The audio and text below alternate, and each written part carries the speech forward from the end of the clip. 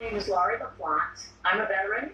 I was in the Navy for 10 years. My husband is also a veteran. He's a submarine officer. You see? My father-in-law was Regular a Americans. My father-in-law passed away in January, and we're still waiting to have his funeral at Arlington. A lot of it is because of the cuts that the Trump administration has done. Do you hear this? Affairs. So that is really died in January. Still waiting to have his funeral. Wants to put him to rest and to move on. This what they doing. His life and legacy, but we can't. It's very frustrating. I wish the Trump administration, as much as they say they care about the vets and want to take care of the vets, they're not doing it.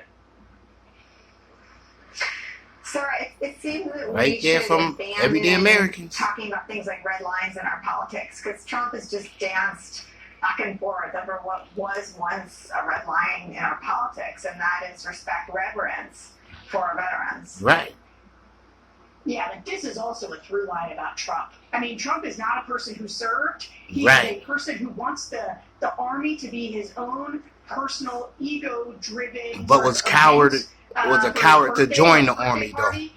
He is not somebody who showed reverence. You know, he called them suckers and losers. We know. Called y'all suckers and losers. Obviously, the generals are one of the. You gave your life for your country. He called you a sucker and loser. More often than they have, but what little we know has come from people like General Kelly who tell us about the absolutely crazy things that Donald Trump has said about our veterans. Like, he has no idea what it means to sacrifice. No, he no don't. idea what it means to have. He was born with a silver spoon in his mouth. Really important to you and want to be able to and they're gonna step down his ladder to the military. Serve this country and have them not be able to get somebody on the phone to do the burial because Donald Trump. And this is where, look, the cuts that a lot of people can't see, touch, and feel. They are touching people in lots of ways. But they don't always have a place to tell the story about how it's affecting them. And this might not be something somebody would think of when DOJ was going around making all these cuts. Mm-hmm. And that's why it's important to tell these stories from these people about the way in which they are no longer have just the general services that is due to them as a family of veterans who have served this country.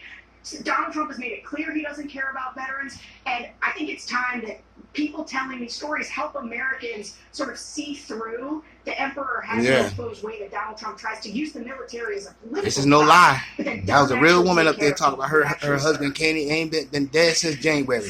And still waiting for a funeral as people come at Arlington. For the home of the brave, he served his country more than Donald Trump did for this country. On the seat at our table any day that they would like to join us, because I think the pro-democracy side is. You can't even get him to pay his right amount of taxes. Of lifting up these voices, and I think this work is so important. Thank you so much for joining us to tell us about it. Tim and Baz will stick around a little bit longer. Up next for us.